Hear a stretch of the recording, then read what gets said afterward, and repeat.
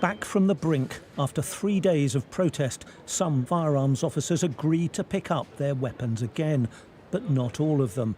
It meant that military backup has been stood down, for now at least.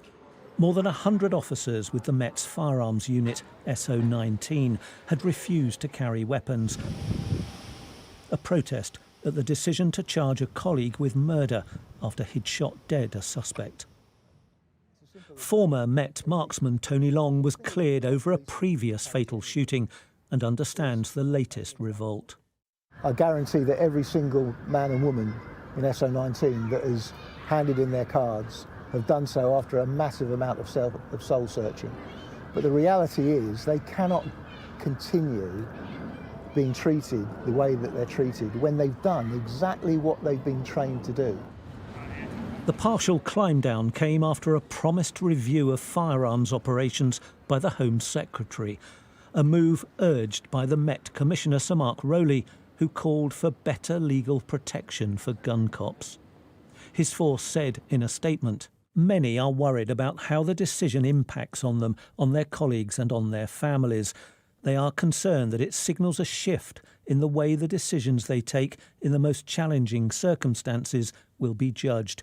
Now, it's important when they're using these legal powers that they do so with clarity. That's why the Home Secretary's asked her department to review the guidance that the officers are operating under to make sure that it is robust and that it commands the confidence not just of the officers but of the public as well. The controversy follows the death of Chris Kaba, whose car was followed and boxed in by armed response units in South London a year ago. Mr. Kaba was shot once in the head. Last week, an unnamed police officer was charged with his murder.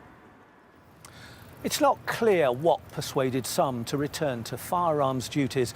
Perhaps the promise of a Home Office review, perhaps the Commissioner's stated understanding of their concerns. But officers tell me they don't just want words, they want action too. Not everyone believes the police should be treated differently.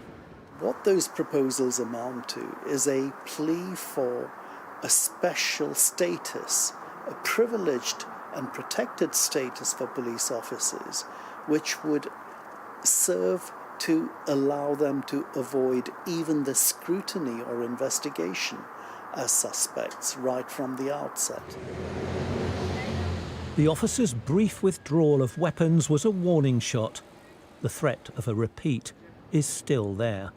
Martin Brunt, Sky News at Scotland Yard.